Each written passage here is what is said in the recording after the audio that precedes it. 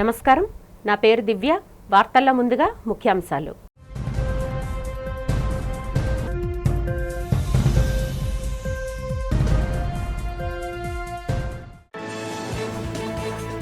మంగళగిరి నియోజకవర్గంలో పలు అభివృద్ధి పనులకు కేంద్ర మంత్రి పెమ్మసానితో కలిసి శంకుస్థాపనలు చేసిన రాష్ట్ర మంత్రి లోకేష్. కేంద్ర రాష్ట్ర ప్రభుత్వాల సమన్వయంతో మంగళగిరిని ఆదర్శ నియోజకవర్గంగా తీర్చిదిద్దుతామని వెల్లడి.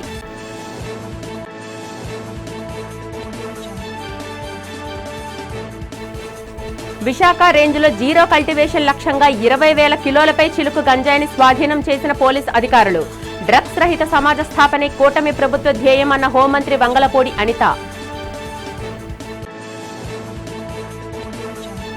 విశాఖలో బీచ్ స్నాక్స్ పేరిట మద్యం అమ్మకాలను ప్రభుత్వం గ్రీన్ సిగ్నల్ ఇవ్వడంపై మండిపడ్డ విశాఖ జిల్లా వైసీపీ అధ్యక్షుడు కేకే రాజు.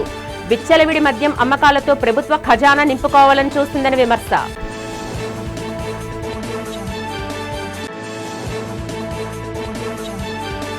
రాష్ట్ర వ్యాప్తంగా ప్రభుత్వ యంత్రాంగం ఆధ్వర్యంలో ఘనంగా జరుగుతున్న యోగాంధ్ర కార్యక్రమం. వివిధ జిల్లాల్లో యోగాంధ్ర కార్యక్రమంలో పాల్గొని ఆసనాలు వేస్తున్న జిల్లా ఉన్నత అధికారులు, సిబ్బంది. మంగళగిరి నియోజకవర్గంలో 610 కోట్లకు పైగా వ్యయంతో చేపట్టనున్న పలు కీలక అభివృద్ధి పనులకు కేంద్ర సహాయ మంత్రి డాక్టర్ పెమ్మసాని చంద్రశేఖర్, రాష్ట్ర మంత్రి నారా లోకేష్ శ్రీకారం చుట్టారు. ఇందులో భాగంగా తాడేపల్లి, మంగళగిరి, పెదకాకాని ప్రాంతాల్లో 604.32 కోట్లతో అండర్ గ్రౌండ్ డ్రైనేజీ పనులను, కాజాగా గ్రామంలో 3.30 కోట్ల సిఎస్ఆర్ నిధులతో చెరువు సుందరీకరణ పనులను వారు ప్రారంభించారు. అలాగే పాత మంగళగిరిలో 3.25 కోట్లతో ఆధునీకరించిన వైకుంఠ మహాప్రస్థానాన్ని ప్రజలకు అంకితం చేశారు. కేంద్ర రాష్ట్ర ప్రభుత్వాల సమన్వయంతో మంగళగిరిని ఆదర్శ నియోజకవర్గంగా తీర్చిదిద్దుతామని, ఇచ్చిన ప్రతి హామీని నెరవేరుస్తామని ఈ సందర్భంగా వారు స్పష్టం చేశారు. ఈ కార్యక్రమంలో కూటమి నాయకులు, అధికారులు మరియు స్థానిక ప్రజలు పాల్గొన్నారు. సుమారుగా 1200 కోట్ల రూపాయలు ఖర్చే కార్యక్రమం ఇది. అది కేవలం రాష్ట్ర ప్రభుత్వమో లేదంటే ఎంటీఎంసీ నిధులతోనే సాధ్యం కాదు. కేంద్ర ప్రభుత్వ నిధులు కూడా అవసరం ఉంది. అందుకే అర్బన్ ఛాలెంజ్ కింద అది మేము తీసుకున్నాం. పెమ్మసాని గారు ఎంపీగా అక్కడ పర్సనల్గా తీసుకుని మంత్రి గారితో కోఆర్డినేట్ చేసి, ఎందుకంటే రియల్ టైం మేమిద్దరం కోఆర్డినేట్ చేసుకున్నాం కనుకనే ఇవన్నీ సాధించగలుగుతున్నాం. భూగర్భ డ్రైనేజ్ సాధించుకున్నాం. తాగునీటి ప్రాజెక్ట్ పనులు ఇప్పటికీ ప్రారంభమైనాయి. ఈ బ్రిడ్జ్ ఏదైతే ఉందో నిడమర బ్రిడ్జ్ కూడా మేము యుద్ధ ప్రాతిపదికంగా గౌరవ ఎంపీ గారు 24 నెలలు అన్నారు. నేను అధికారులతో కూడా మాట్లాడాను. ఎంపీ గారిని కూడా నేను కోరుతున్నా 18 నెలల్లో మనం పూర్తి చేయాలి ఈ బ్రిడ్జ్. ఎందుకంటే అనుకుంటే అయిపోతుంది. నిధులకి ఎలాంటి కొరత లేదు. ప్రాజెక్ట్ మానిటరింగ్, ఫాలో అప్ అవసరం. ఎంపీ గారు మొత్తం గుంటూరు పార్లమెంట్లో పనులు చూసుకుంటూ మంగళగిరికి అవసరమైన పనులు ఎప్పటికప్పుడు కేంద్రంలో ఉన్న మంత్రులందరితో కూడా సంప్రదింపులు చేసి ఆ పనులను కూడా పూర్తి చేస్తున్నారు. అందరూ వచ్చారా? ఇంక మళ్ళీ విడిగా ఎవరు లేరు కదా. ఈరోజు మంగళగిరి నియోజకవర్గాన్ని ఒక మోడల్ నియోజకవర్గంగా నారా లోకేష్ గారు తయారు చేస్తూ ఉన్నారు. పొద్దున మనం వెళ్ళినటువంటి నిడమర్రు బ్రిడ్జి ట్రాఫిక్ని తగ్గిస్తూ అమరావతికి అనుసంధానం చేస్తూ చేసేటువంటి విధానం, అదేవిధంగా దాదాపు 3 కోట్ల రూపాయలతోటి ఒక వాకింగ్ మంచి పార్కు, డ్రైనేజీ సమస్యలు లేకుండా, ఆ చుట్టుపక్కల వాసనలు ఇవన్నీ లేకుండా ఆ పార్కు, ఆ లేక్ని క్లీన్ చేసిన విధానం, అదేవిధంగా ఇక్కడ ఉన్నటువంటి దాదాపు 1100 కోట్ల రూపాయలతోటి కంప్లీట్గా under ground drainage cabling system తీసుకురావటం కానీ. ఎందుకంటే ఈ అండర్ గ్రౌండ్ డ్రైనేజీలు మీరు చూస్తే చాలా సిటీలో స్టార్ట్ అవుతాయి పనులు, రోడ్లన్నీ పగలగొట్టి పెడతారు. అలా కాకుండా ఎండ్ టు ఎండ్ తీసుకొని డ్రైనేజీలు అయిపోయిన వెంటనే మళ్ళీ రోడ్లు వేసే విధానం. ఇప్పుడు తర్వాత మేము వెళ్ళబోతున్నటువంటి ఒక మహాప్రస్థానం హైదరాబాద్లో ఉంది. మహాప్రస్థానం అనేది మంచిది ఒకటి. అలాంటిది ఈరోజు మంగళగిరిలో ఒక మోడల్గా చేస్తూ ఉన్నారు. మంచి లైబ్రరీ కట్టిస్తున్నారు. ఒక 100 బెడ్ హాస్పిటల్ నిర్మాణం జరుగుతూ ఉంది ఈ రోజున. ఇలా అనేక దాదాపుగా ప్రతి గ్రామంలో కమ్యూనిటీ హాల్స్ కడుతూ ఉన్నారు. గ్రామాల్లో రోడ్లు వేస్తూ ఉన్నారు. ఇటువంటి అభివృద్ధి మంగళగిరి ప్రాంతానికి నాకు తెలిసి మంగళగిరి ఆవిర్భవించిన తర్వాత ఎప్పటి వరకు జరగలేదు. రాష్ట్రంలోని మాదక ద్రవ్యాల నిర్మూలనే ధ్యేయంగా విశాఖ రేంజ్ పరిధిలో నిర్దేశించుకున్న జీరో కల్టివేషన్ లక్ష్యాన్ని 100% సాధించినట్లు పోలీస్ శాఖ ప్రకటించింది. ఇందులో భాగంగా పరవాడలో గురువారం విశాఖ రేంజ్ 5 జిల్లాల వ్యాప్తంగా 490 కేసులకు చెందిన కోట్లాది విలువైన 20,876 కిలోల గంజాయి, 23.68 కిలోల హషీష్ ఆయిల్ను అధికారులు బహిరంగంగా ధ్వంసం చేశారు. అనంతరం రాష్ట్ర హోంమంత్రి బంగళపూడి అనిత మాట్లాడుతూ డ్రగ్స్ రహిత సమాజ స్థాపనే ప్రభుత్వ ప్రథమ ప్రాధాన్యతని, గంజాయి ముఠాలపై ఉక్కుపాదం మోపుతూనే గిరిజన ప్రాంతాల్లో ప్రత్యామ్నాయ పంటలను ప్రోత్సహిస్తున్నామని పేర్కొన్నారు. రేంజ్ ఐజీపీ గోపీనాథ్ జెట్టి మాట్లాడుతూ జూలై 2024 నుంచి ఇప్పటి వరకు 1142 కేసులు నమోదు చేసి 3,377 మందిని అరెస్టు చేశామని, 11.02 కోట్ల విలువైన ఆస్తులను ఫ్రీజ్ చేయడంతో పాటు శ్రీలంక మాఫియాతో లింకులున్న అంతర్జాతీయ ముఠాలను సైతం ఛేదించామని వెల్లడించారు. ఈ కార్యక్రమంలో పెందుర్తి ఎమ్మెల్యే పంచకర్ల రమేష్ బాబుతో పాటు అల్లూరి సీతారామరాజు, అనకాపల్లి, విజయనగరం, పార్వతీపురం మన్యం, శ్రీకాకుళం జిల్లాల ఎస్పీలు Amit Bardar, Tuhin Sinha, AR Damodar, SV Madhav Reddy, KV Maheshwar Reddy తదితరులు పాల్గొన్నారు.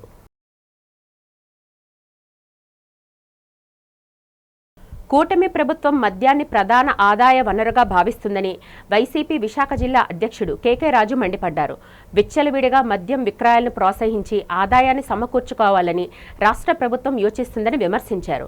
విశాఖ సాగర తీరంలో బీచ్ స్నాక్స్ పేరుతో మద్యం విక్రయాలు జరుపుతున్నామనడాన్ని తీవ్రంగా ఖండించారు. నగరంలో వైఎస్ఆర్ కాంగ్రెస్ పార్టీ కార్యాలయంలో జరిగిన మీడియా సమావేశంలో కేకే రాజు మాట్లాడారు.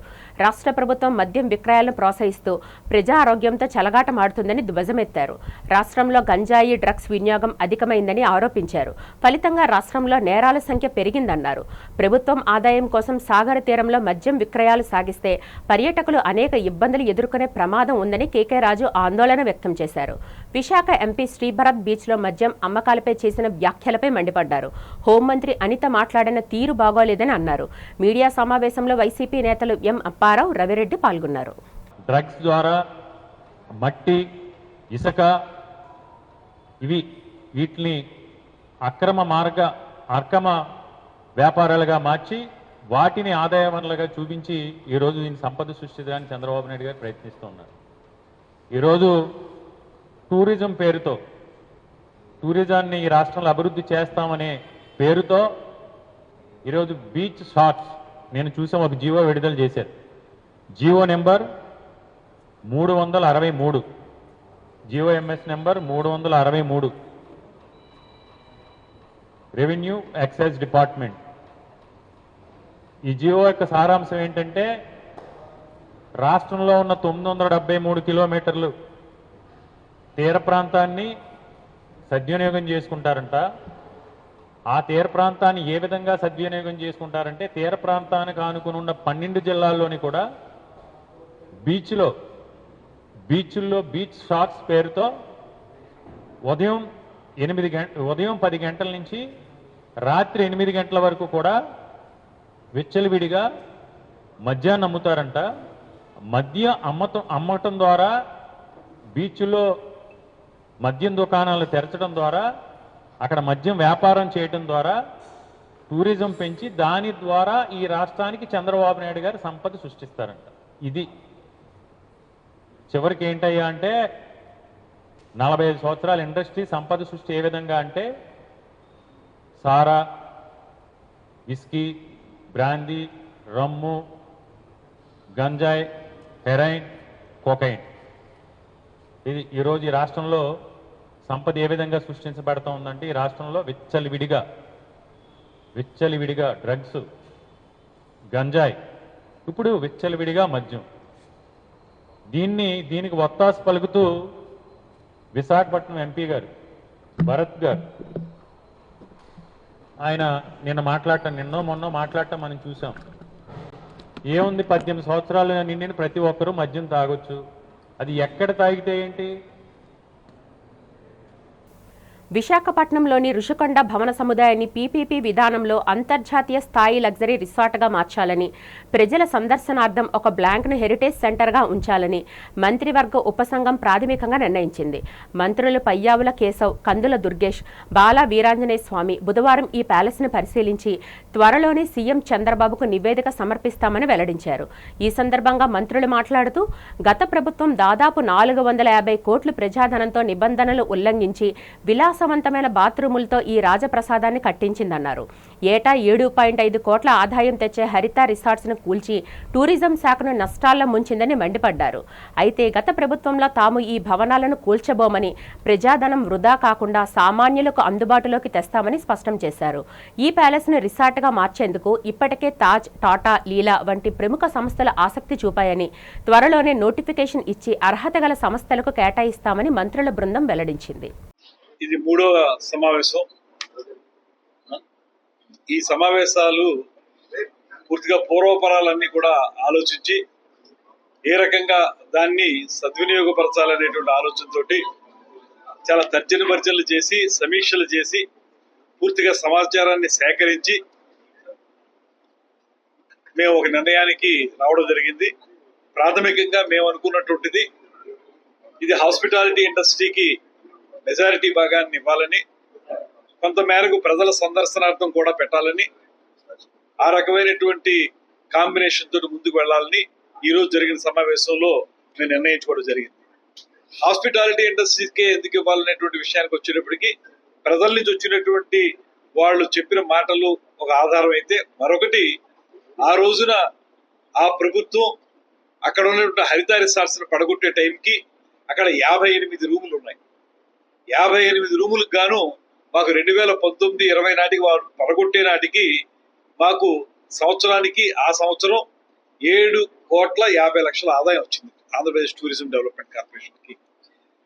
అంత ఆదాయం వచ్చినటువంటి ఒక కార్యక్రమం, ఒక రిసార్ట్స్ అవి పడగొట్టేటి వల్ల డిపార్ట్మెంట్ కూడా చాలా నష్టపోయింది. ప్రైవేట్ గా జగన్మోహన్ రెడ్డి గారు ఆయన సొంత డబ్బులు వెచ్చించి కట్టుకోవచ్చు, దానికి ఎవరికి అభ్యంతరం చెప్పలేదు. ఆయన డబ్బు ఆయన ఎట్లా ఖర్చు పెట్టి, కానీ ఇక్కడ ఖర్చు పెట్టింది ప్రజలకు సంబంధించినటువంటి అంటే లావిష్నెస్ ఏ స్థాయిలో ఉంది అనేటువంటిది. ఎందుకంటే ఇది చాలా సార్లు డిబేట్కి వచ్చినా కూడా మళ్ళీ మళ్ళీ ప్రజలకు చెప్పాల్సినటువంటి అవసరం ఉంది కాబట్టి చెప్తా ఉన్నాం. ఇవాళ అఫీషియల్స్ తో గతంలో మీటింగ్లు ఇచ్చారు, మళ్ళీ ఇవాళ ఇచ్చారు. అక్కడ పెట్టినటువంటి బాత్రూమ్ టబ్బు ప్రైస్ విశాఖ వాసులకు తెలిసాము కానీ రాష్ట్రం మొత్తం తెలీదు. 12.5 లక్షలు ఏమో చేశారు ఒక టబ్ వాల్యూ. మన కమోడ్ వాల్యూ అంటే మనం టాయిలెట్కి వెళ్ళే కమోడ్ వాల్యూ 5-5.5 లక్షల రూపాయలు. అంటే ఒక 4-5 అంశాలు ఎందుకు చెప్తున్నానంటే, అక్కడ ఉన్నటువంటి లావిష్నెస్ ఏ స్థాయిలో ఉంది. ఆ ఎంట్రీలోనూ అక్కడక్కడ కొన్ని డిజైన్స్ మార్బుల్తో వేశారు. ఏంటయ్యా వీటి పరిస్థితి ఏంటంటే, 6,450 రూపాయలు చదరపు అడుగు, 1 feet by 1 feet వేయడానికి 6,450 రూపాయల ఖరీదు. అంటే మీరు లెక్కేయండి, ఒక 100 అడుగులు వేయాలంటే ఎంత ఉంటుంది. వాళ్ళు విధ్వంసంతో పరిపాలన మొదలుపెట్టారు. ప్రజావేదిక కూల్చివేయడం దగ్గర నుంచి మొదలుపెట్టారు. ఒక నిర్మాణం జరిగితే అది ప్రజలకు ఉపయోగపడాలి కానీ విధ్వంసం చేసి ఆ ధనాన్ని దుర్వినియోగం చేయకూడదని మా ప్రభుత్వం ముందుకెళ్తా ఉంది. ఇక్కడ ఇంకో విషయం ఏందా, మీరు అడిగారు వాళ్ళు ఏదో వైలేట్ చేశారు, వెనక్కి కట్టిందా మీరేం చేస్తారని. అయిపోయింది. ప్రజాధనాన్ని దుర్వినియోగం చేయకూడదు, ప్రజలు చేసిన ధర్మాన్ని ఎలా సద్వినియోగం చేసుకోవాలని మేము ముందుకెళ్తున్నాం. దాంతో పాటుగా ఆ ప్రాంతంలో ఏదైతే రిసార్ట్స్ ఉన్నాయో వారి మళ్ళా కూడా ఆ విధంగా నిర్మాణం చేస్తే పాటు ప్రజలకు కూడా, సామాన్య ప్రజలకు కూడా అందుబాటులో ఉంచాలి. ప్రకృతి ప్రేమికులకు కూడా ఆ ప్రాంతాన్ని మేము అందుబాటులో తీస్తాం అనేది జీవోఎంలో నిర్ణయం చేసుకున్నాం. దీంతో పాటు చెప్పిన విధంగా ఎక్స్ప్రెషన్ ఆఫ్ ఇంట్రెస్ట్కి వెళ్ళడం, ఈ విషయాన్ని జీవోఎం నిర్ణయాన్ని ప్రభుత్వానికి నివేదిస్తామని చెప్పేసి ఈ సందర్భంగా తెలియజేసుకుంటూ, మీరు ఇచ్చేటువంటి వాల్యుబుల్స్ ఏమైనా ఉన్నాయంటే వాటిని కూడా మేము పరిగణలో తీసుకుంటామని చెప్పి తెలియజేసుకుంటాం. నగరంలో అత్యంత రద్దీగా ఉండే కొత్త గాజువాక మార్కెట్ రోడ్లో భారీ అగ్ని ప్రమాదం సంభవించింది. అక్కడ ఉన్న శివ ఫైర్ వర్క్స్ అనే టపాసుల దుకాణంలో ఒక్కసారిగా మంటలు చెలరేగడంతో స్థానికులు వ్యాపారులు తీవ్ర భయాందోళనకు గురయ్యారు. సమాచారం అందుకున్న ఫైర్ సిబ్బంది మంటలను అదుపు చేయగా పోలీసుల రంగంలోకి దిగి ప్రధాన రహదారిపై ఏర్పడిన భారీ ట్రాఫిక్ జామ్ను క్లియర్ చేశారు. ఈ ప్రమాదంపై విశాఖ సౌత్ ఏసీపీ శ్రీనివాస్ స్పందిస్తూ ప్రమాదానికి గురైన దుకాణాలకి పోలీస్ శాఖ నుంచి ఎలాంటి అనుమతులు లేవని, వారు కోర్టును ఆశ్రయించి అనుమతి ఉత్తర్వులు తెచ్చుకున్నారని స్పష్టం చేశారు. జనవాసాలు, వ్యాపార కూడళ్ల వద్ద ఇలాంటి పేలుడు పదార్థాలు విక్రయించడం నిబంధనలకు విరుద్ధమని పేర్కొన్నారు. కోర్టు ఆర్డర్స్ ఉన్నప్పటికీ నిబంధనల ఉల్లంఘన, ప్రజా భద్రతకు ముప్పు కలిగించినందుకు గాను సదరు షాపు యజమానిపై చట్ట ప్రకారం కఠిన చర్యలు తీసుకుంటామని వెల్లడించారు.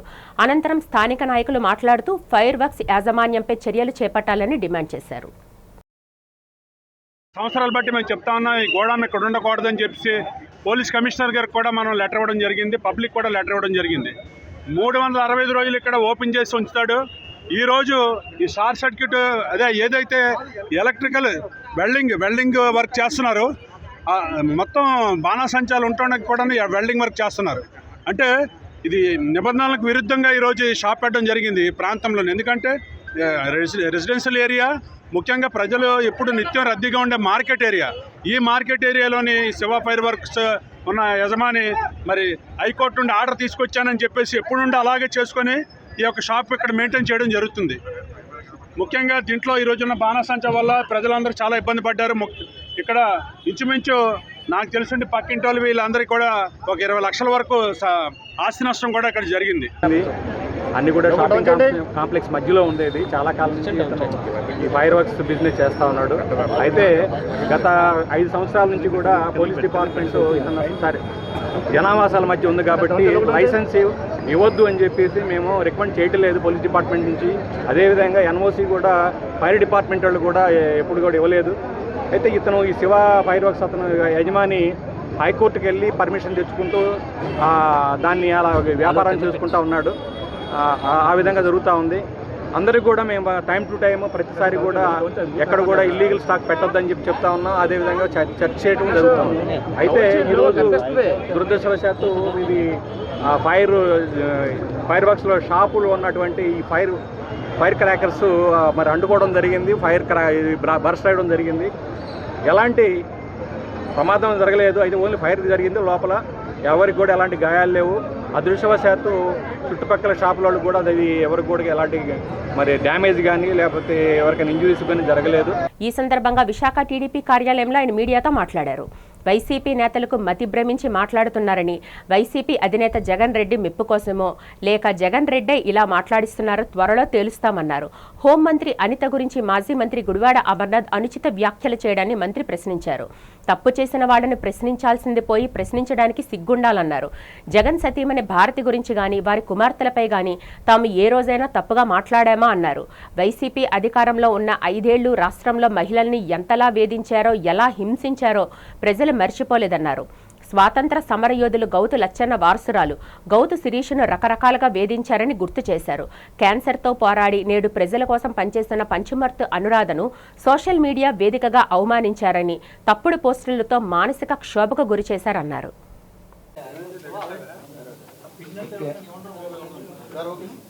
ఓకే అండి, అందరికీ నమస్కారం. వైఎస్ఆర్ పార్టీ నాయకులకి మతి భ్రమించి ఏది పడితే అది పిచ్చి పిచ్చిగా మాట్లాడుతూ ఉన్నారు. ఈరోజు జగన్మోహన్ రెడ్డి మెప్పు కోసం లేకపోతే జగన్మోహన్ రెడ్డి దగ్గర ఏదో సాధించడం కోసం మాట్లాడుతూ ఉన్నారా, లేకపోతే జగన్మోహన్ రెడ్డి ఈ రకంగా మాట్లాడిస్తున్నాడు అనేది ఒకసారి మనం అందరూ కూడా ఆలోచించుకోవాల్సిన పరిస్థితి వస్తాం. ముఖ్యంగా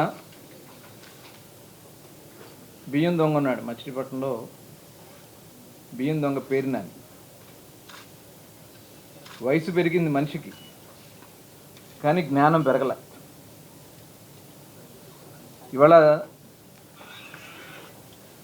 మనుషులు ఆకారాలు పెరిగినాయి కానీ ఆలోచన విధానంలో అయితే మార్పులు రావట్లేదు. ఇవాళ మొన్న లోకేష్ గారు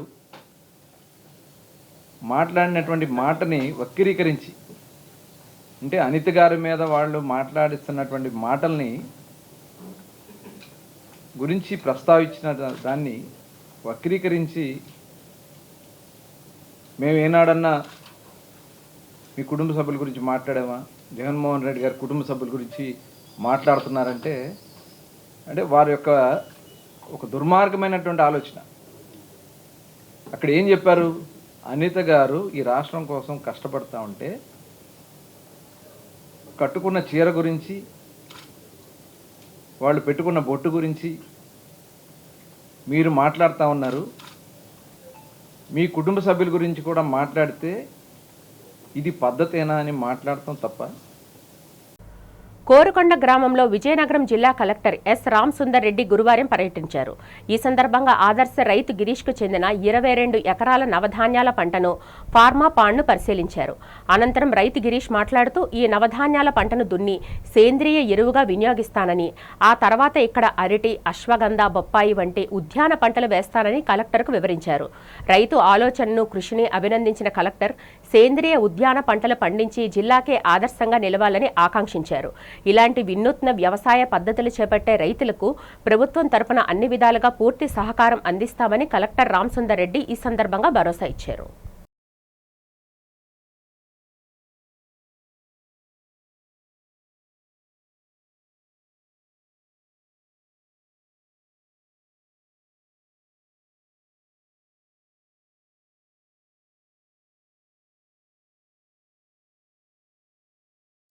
పాత నేరస్తుడు జి శ్రీనివాసును అరెస్టు చేసి 9 ద్విచక్ర వాహనాలను స్వాధీనం చేసుకున్నామని హర్బర్ క్రైమ్ సిఐ శ్రీనివాస్ తెలిపారు. పోలీస్ స్టేషన్లో జరిగిన మీడియా సమావేశంలో ముద్దాయి గోరణ శ్రీనివాస్ పాల్పడిన చోరీ కేసు వివరాలు తెలిపారు. కోనసీమ అంబేద్కర్ జిల్లా పనసలపాడు గ్రామానికి చెందిన వాసుపై పోలీస్ స్టేషన్లో 25 కేసులు నమోదు అయ్యాయని చెప్పారు. కేజీహెచ్లో పార్క్ చేసిన ద్విచక్ర వాహనం దొంగలించబడినట్టు ఈ నెల 16న ఫిర్యాదు అందిందని తెలిపారు. అందిన ఫిర్యాదు మేరకు దర్యాప్తు చేయగా చోరీకి పాల్పడింది పాత ముద్దాయి జి శ్రీనివాస్ని గుర్తించడం జరిగిందన్నారు.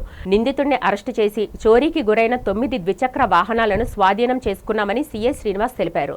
నగర పోలీస్ కమిషనర్ శంఖభద్ర బాగ్చి మార్గదర్శకత్వంతో డీసీపీ క్రైమ్, ఏసీపీ క్రైమ్ పర్యవేక్షణలో ఒక ప్రత్యేక బృందాన్ని ఏర్పాటు చేసి ఈ కేసును ఛేదించామని తెలియజేశారు. నిందితుడిని పట్టుకోవడంలోనూ చోరీ సొత్తును రికవరీ చేయడంలో ప్రతిభ కనబర్చిన సిబ్బందిని అభినందించారు. క్రైమ్ పోలీస్ స్టేషన్ అండి. ఈ క్రైమ్ పోలీస్ స్టేషన్లో ఒక ఎక్యూజ్ని అరెస్ట్ చేశామండి. ఎక్యూజ్డ్ పేరు గొరస శ్రీనివాసు, సన్ ఆఫ్ సత్యనారాయణ. ఈయన రెసిడెంట్ ఆఫ్ పనసలపాడు విలేజ్ అండి, రాయవరం మండల్, కోనసీమ. ఈయన మాకు వచ్చిన ఒక FIR number 96/26 under section 303 class 2 BNS అండి. ఇది 5/11/25 ఉదయం కేజీహెచ్లో బైక్ పోయింది. ఆ కేజీహెచ్లో బైక్ పోయిన దాని మీద మేము ఇన్వెస్టిగేషన్ స్టార్ట్ చేస్తే, అంటే ఎలా ఇన్వెస్టిగేషన్ అంటే టెక్నికల్ ఇన్వెస్టిగేషన్ అండి, సీసీటీవీ ఫుటేజ్. ఆ తర్వాత ఆయన బార్కి వెళ్ళడం, అది ఇవన్నీ తీసుకోవడం, అక్కడ ఫుటేజ్ పెట్టి ఆయన ట్రాక్ చేస్తే మేము క్యాచ్ చేసాం.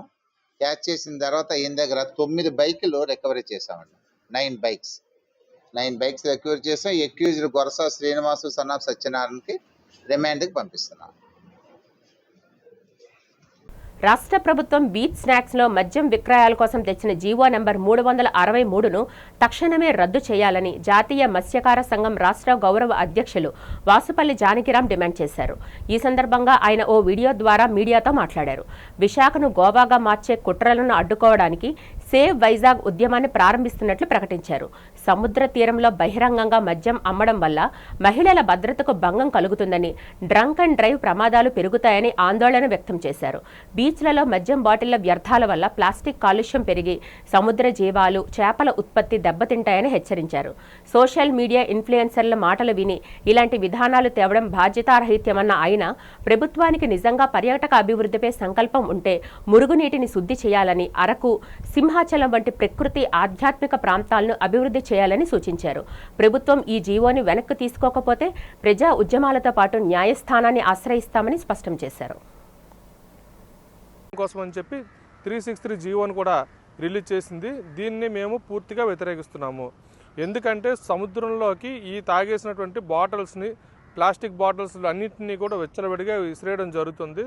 దీనికంటే ఒక పక్కాగా ఒక ప్రణాళిక అంటూ ఏమీ ఉండదు. తాగిన తర్వాత ఎవరికి నచ్చినట్లుగా వాళ్ళు ప్రవర్తిస్తారు. ఇక్కడ విశాఖపట్నంలో ఉన్నటువంటి ఆహ్లాదకరమైన కుటుంబ వాతావరణం కూడా చెడిపోయే పరిస్థితి ఉంది.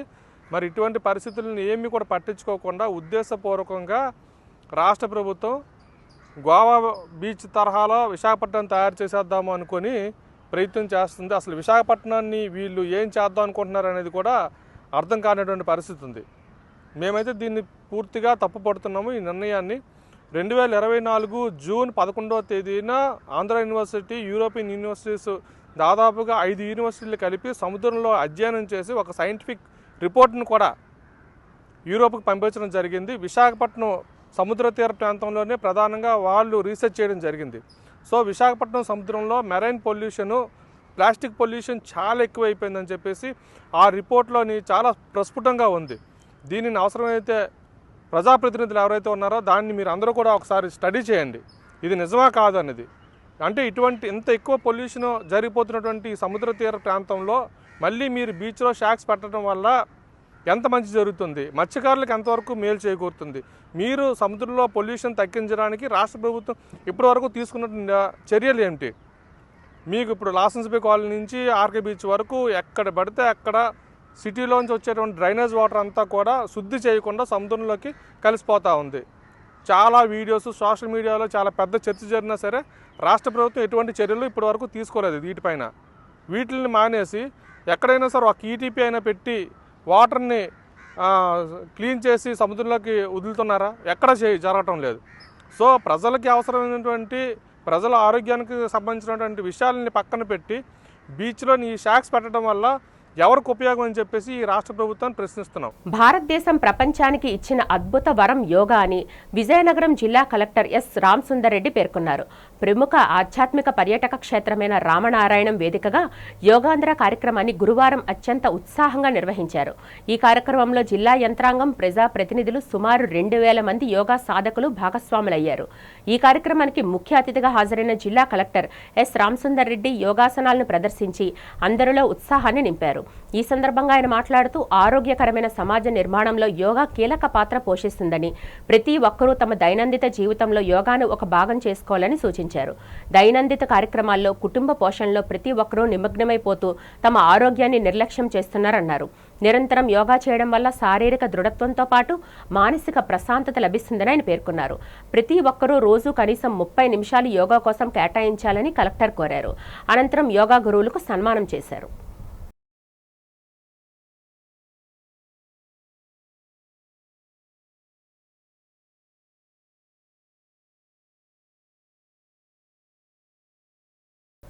ఋషికొండ నుంచి మంగమ్మరిపేట వరకు బీచ్ ప్రాంతంలో బార్ల నిర్వహణ జరుగుతున్న తీరుపై వైఎస్ఆర్సీపీ జిల్లా మహిళా విభాగం ఉపాధ్యక్షులు చేకూరు రజని తీవ్ర ఆందోళన వ్యక్తం చేశారు. ఈ సందర్భంగా ఆమె బీ డిజిటల్తో మాట్లాడారు. వివిధ రాష్ట్రాల నుంచి పెద్ద సంఖ్యలో పర్యాటకులు వచ్చే ఋషికొండ వంటి ప్రముఖ పర్యాటక ప్రాంతాల్లో బార్ల ఏర్పాటు చేయడం వల్ల మహిళలు, పర్యాటక కుటుంబాలు తీవ్ర ఇబ్బందులు ఎదుర్కొంటున్నారని ఆమె ఆవేదన వ్యక్తం చేశారు. ప్రభుత్వం కేవలం ఆదాయమే లక్ష్యంగా ఇలా పర్యాటక ప్రాంతాల స్వరూపాన్ని దెబ్బతీయడం సరైన విధానం కాదన్నారు. మరోవైపు ఇటీవల విశాఖ స్టీల్ ప్లాంట్ అగ్ని ప్రమాదంలో పలువురు మృతి చెంది మరికొందరు గాయపడిన విషాద ఘటనపై దృష్టి సారించి బాధిత కుటుంబాలకు న్యాయం చేయాల్సింది పోయి మాజీ మంత్రి గుడివాడ అమర్నాథ్పై అనుచిత వ్యాఖ్యలు చేయడం సరికాదని ఆమె విమర్శించారు. ఎల్జీ బాధితులకు జగన్ అందించిన సాయాన్ని స్టీల్ ప్లాంట్ బాధితులకు, మృతులకు అందించాలని ఆమె డిమాండ్ చేశారు. ప్రభుత్వం ఇప్పటికైనా ఇలాంటి డైవర్షన్ రాజకీయాలు పక్కన పెట్టి ప్రజా సమస్యలు, కార్మికుల భద్రత వంటి ముఖ్యమైన అంశాలపై దృష్టి కేంద్రీకరించాలని చేకూరి రజని హితవు పలికారు. పొలిటికల్ బ్యాక్గ్రౌండ్ వాళ్ళ తాత తండ్రుల నుంచి కూడా ఎమ్మెల్యేలుగా చేసి, మినిస్టర్గా చేసిన ఒక ఫ్యామిలీ బ్యాక్గ్రౌండ్ ఉన్న మంత్రి గారి మీద వాడు వీడు అని మర్యాద లేకుండా మాట్లాడడం, తిరిగి ఆయన ఒక మాట అంటే, మనం అంటే కదా ఎవరైనా అంటారు, మన నోరు మంచిదైతే ఊరు మంచిది అవుతుంది. వీళ్ళన్నీ తిరిగి ఆయనేమీ అసభ్యంగా కూడా మాట్లాడలేదు. అందులో ఏమీ అంటే అంతకన్నా ఘోరంగా గతంలో టీడీపీ వాళ్ళు రోజా గారి గురించి కానీ, విడుదల రజనీ గారి గురించి కానీ, స్వయంగా జగన్మోహన్ రెడ్డి గురించి కానీ, ఆయన ఫ్యామిలీ గురించి కానీ, ఆయన ఇంట్లో ఆడవాళ్ళ గురించి కానీ ఎన్నో మాటలు మాట్లాడారు. అలాంటి వాళ్ళు ఈరోజు ఏదో ఆవిడిచ్చిన మాటకి కౌంటర్గా ఒక మాట అంటే దాన్ని పెద్ద రాద్ధాంతం చేస్తూ ఈరోజు స్టీల్ ప్లాంట్లో ఈ చనిపోయిన ఒక సంఘటనని మరిపింపు చేసేలాగా ఈ టాపిక్ని డైవర్ట్ చేయడానికి ఇదంతా చేస్తూ కూడా అల్లర్లు సృష్టిస్తున్నారు. మేము కూడా, పార్టీ కూడా ఇవన్నీ గమనిస్తుంది. మేము కూడా తగిన చర్యలు తీసుకుంటాం. ఎందుకంటే ఒక మహిళ గతంలో మాకు వనిత గారు ఏమో మాకు హోమ్ మినిస్టర్గా చేశారు. అంతకుముందు రాజశేఖర రెడ్డి గారి టైంలో సబితా ఇంద్రారెడ్డి గారు చేశారు. కానీ ఏ రోజు ఒక హోమ్ మినిస్టర్ మహిళ మహిళ అనే విషయాన్ని కూడా మర్చిపోయి నోరు పారేసుకోవడం ఎక్కడా చూడలేదు. ఈ అనిత గారు మాటలు ఏదైతే ఉన్నాయో వాటికి సమాధానం చెప్తాం. ఎందుకంటే వాళ్ళు 3 పార్టీలు కలిస్తే కానీ అధికారంలో రాలేకపోయారు. మేము సింగిల్గా పార్టీ పోటీ చేసి అధికారంలోకి వచ్చి మాకు 40% ఓట్ షేర్ ఉన్నప్పుడు మా నాయకులను ఏదైనా అంటే కూడా మేము కూడా అంతే ధీటుగా సమాధానం చెప్తాం. యోగాను నిత్య జీవితంలో అలవరుచుకోవాలని పొల్యూషన్ కంట్రోల్ బోర్డు ఈ ఇండస్ట్రియల్ జీఎం కరుణాశ్రీ శ్రీధర్ సంయుక్తంగా పేర్కొన్నారు. గురువారం పొల్యూషన్ కంట్రోల్ బోర్డు ఇండస్ట్రీస్ నుంచి అధికారులు సిబ్బంది ఆధ్వర్యంలో శ్రీకాకుళం కార్గిల్ పార్కులో ఆయుష్ శాఖ సమన్వయంతో యోగా కార్యక్రమం నిర్వహించారు. ఈ సందర్భంగా జీఎం శ్రీధర్ మాట్లాడుతూ ప్రతి ఇంటా యోగా సాధన ద్వారా సంపూర్ణ ఆరోగ్యాన్ని పెంపొందించుకోవాలన్నారు. విద్యార్థులు ఉద్యోగుల్లో పెరుగుతున్న మానసిక ఒత్తిడిని దూరం చేస్తుందన్నారు. అనుభవజ్ఞులైన యోగాచార్యుల పర్యవేక్షణలో ప్రాణాయామం, ఆసనాలు, ధ్యానంపై ఉచితంగా శిక్షణ తీసుకోవడం వల్ల ఎంతో ఉపయోగపడుతుందన్నారు. Pollution control board EE Karunasri మాట్లాడుతూ యోగా అనేది కేవలం వ్యాయామం కాదు, అది ఒక జీవన విధానం అన్నారు. జీవన శైలిలో శారీరక, మానసిక ఆరోగ్యాలను యోగా ద్వారా పెంపొందించుకోవచ్చునన్నారు. జిల్లా ఆయుష్ అధికారి డాక్టర్ ఉత్తమ్ రాజ్ రాణా మాట్లాడుతూ ప్రతిరోజు యోగా చేయడం వల్ల శారీరక ఆరోగ్యంతో పాటు అద్భుతమైన వ్యక్తిత్వ వికాసం వస్తుందన్నారు. నెమ్మదిగా మోకాళ్ళ పైకి వస్తూ తరువాత మోకాళ్ళని పాదాలని కొంచెం వెడల్పుగా చాచుతూ అర్ధభూష్ట్రాసన స్థితిలోకి శరీరాన్ని తీసుకువెళ్దాం. చేతులు 2 కూడా నడుముకి ఇరుపక్కల వెనక్కి పెట్టుకుంటూ మీ ఛాతిని, మెడని, తలని వెనక్కి ఉంచాలి. శరీరం ఎంత సహకరిస్తే అంతనే ఉంచండి. ఆసన స్థితిలో 1 నుంచి 10 సెకండ్ల కాలం వ్యవధి అలానే ఉండండి. నిదానంగా శ్వాస విడిచిపెడుతూ పైకి తలని. వార్తలు ముగించే ముందు ముఖ్యాంశాలు మరొకసారి చూద్దాం.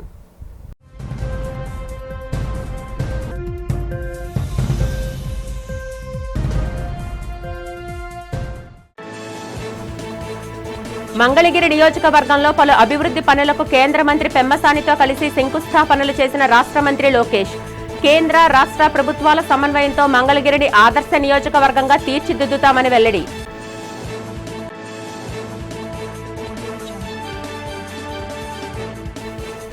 విశాఖ రేంజ్లో జీరో కల్టివేషన్ లక్ష్యంగా 20,000 కిలోలపై చిలుకు గంజాయిని స్వాధీనం చేసిన పోలీస్ అధికారులు.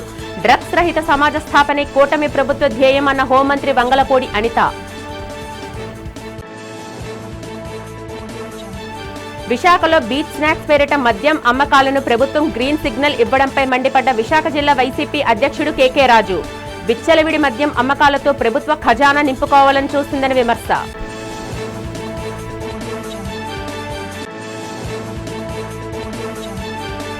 రాష్ట్ర వ్యాప్తంగా ప్రభుత్వ యంత్రాంగం ఆధ్వర్యంలో ఘనంగా జరుగుతున్న యోగాంధ్ర కార్యక్రమం.